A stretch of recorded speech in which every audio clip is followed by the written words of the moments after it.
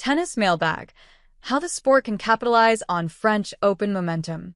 The 2025 Roland Garros event was one of the most compelling majors in recent memory thanks to thrilling men's and women's finals. Can Wimbledon take advantage of the increased interest? Here's this week's Served podcast featuring special guest Darren Cahill. Thank you for the mailbag, as always. The ceremony for Rafael Nadal at Roland Garros, the venue of his greatest achievements, was entirely fitting and wonderful to watch. It got me thinking of Roger Federer and Andy Murray, who had similarly fitting farewells at the Laver Cup and Wimbledon. They were all honored in the places you might call their spiritual tennis homes. It got me thinking of Novak Djokovic, whose own retirement is edging closer one way or another. Where would his grand send-off likely be?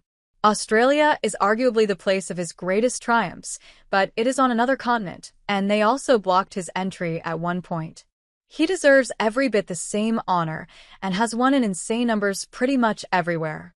And yet nowhere is quite his. I wonder if these thoughts entered his mind too?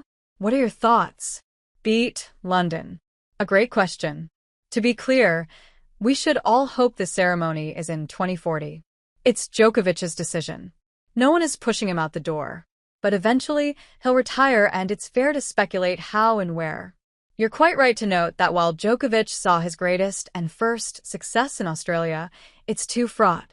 He's not going to hold his valedictory in the same country that detained and deported him. It's also too far geographically and in terms of time zones from his base in Europe. Djokovic has no real Laver Cup brand extension. He can't go to Roland Garros after RafaFest 2025. Wimbledon is an option. Don't look now, but Djokovic has won 7 titles at the All England Lawn Tennis Club, as many as Pete Sampras. And only one fewer than Federer, but that seems a little off. My guess?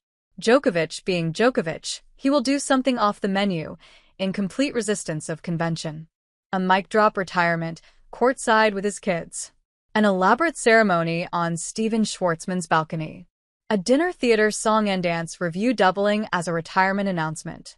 Or he will do something in Greece. Or, pending reconciliation, back in Serbia, celebrating his country in conjunction with his unparalleled achievements and his inevitable pivot to politics. John, how can tennis build on that great French Open? You and Andy were right to call it one of the best ever. But how can tennis make sure this isn't a one-off? James, BC. If only there were another big event right away that could draft off these good vibes. That was a joke. For as often as we lament the traffic jam that is the tennis calendar, it's a real benefit that we have another major starting in a few days. Obviously, if Carlos Alcaraz and Jannik Sinner can meet in the final again, another chapter in a gripping rivalry, it will help.